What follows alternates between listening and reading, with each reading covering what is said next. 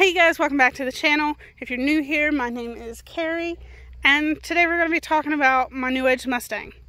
So, New Age was made from 99 to 04. This is a 2004.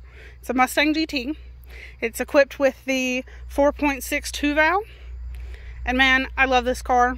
I've had this car for about 2 months. I did a video earlier on it. It was raining that day, so I didn't get to go as in depth, and I didn't know as much as I do now. I've spent time with the car, and I understand the car more than I did when I first got it.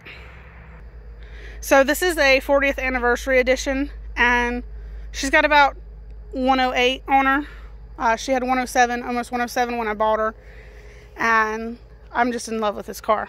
So with that being said, let's go ahead and jump in under the hood.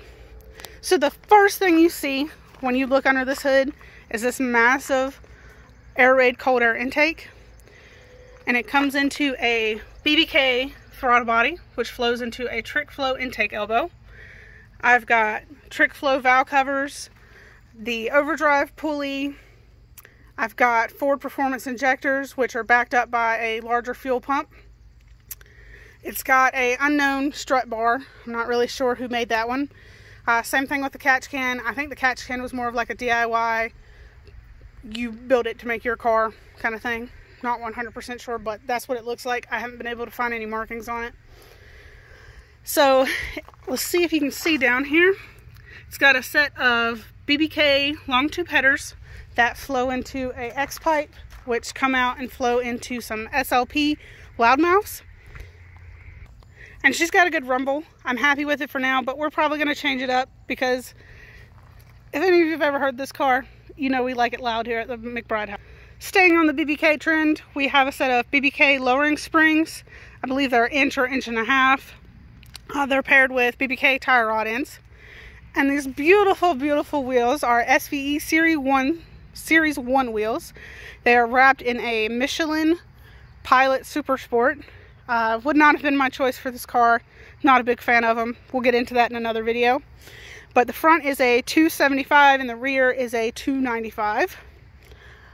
Next time I'm probably going to go with a 305. I thought about a 315, but I think that might be too much for this car.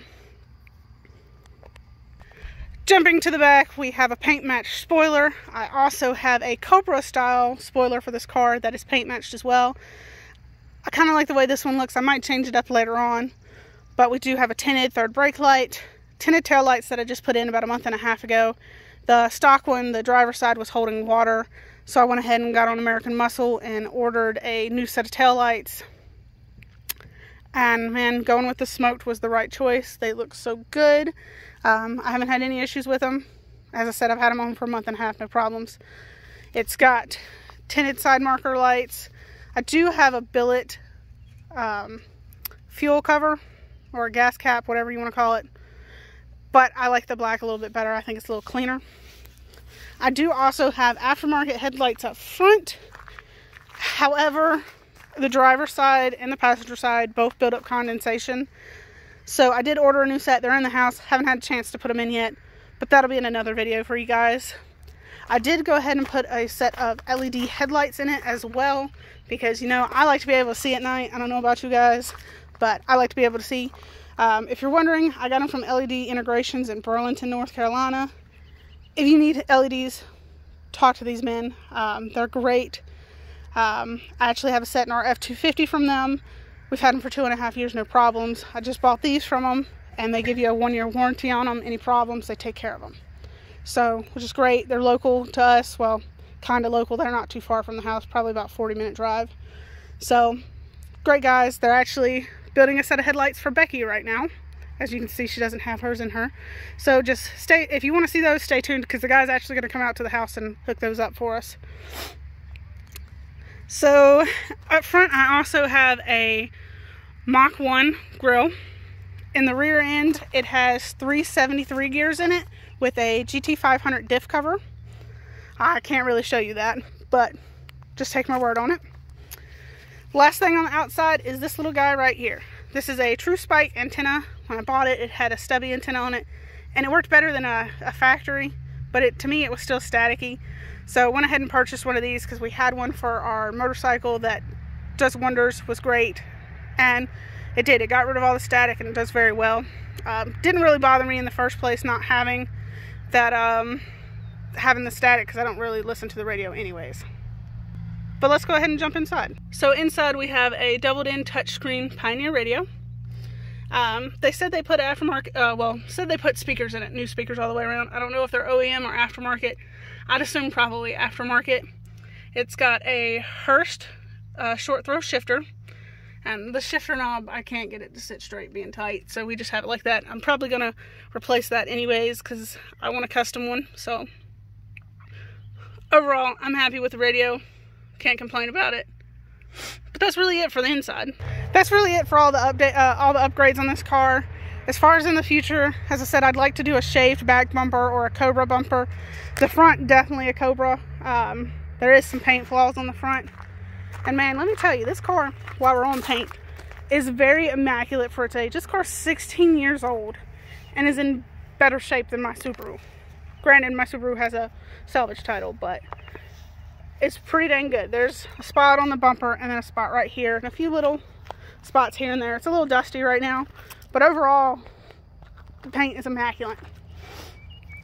So I'm happy with it. Me and Devin have talked about putting it on bags because for this car, as I said, I just wanted something reliable with a little pep in its stuff. It probably won't ever see more than 500 horsepower. That's pretty much maxed out with these cars anyways. So we talked about bags, and we actually talked about a Pro Charger. See, we have a supercharger on Becky, and we have a turboed WRX and a turboed truck. And Becky may or not be turboed soon, so shh. Keep that a secret. But I think a Pro Charger would fit very perfect right here. I thought about a supercharger, but superchargers are really hard to find for the 2 valves. You really have to have a Cobra to really do anything with a supercharger. But yeah, so I think a Pro Charger would fit just perfect right there. I'm definitely going to be deleting this, well, not deleting, replacing this coolant overflow tank. It's in good shape for its age, but it's just ugly. We replaced the one on Becky with a Mishimoto, and Devin said Mishimoto actually offers one for this car, so I'm going to look into it and probably replacing it. But anyways, you guys, if you have any questions, or if you're wondering if I missed anything that you're wondering about, feel free to leave us a comment below. Don't forget to like and subscribe if you haven't already. Y'all hustle harder.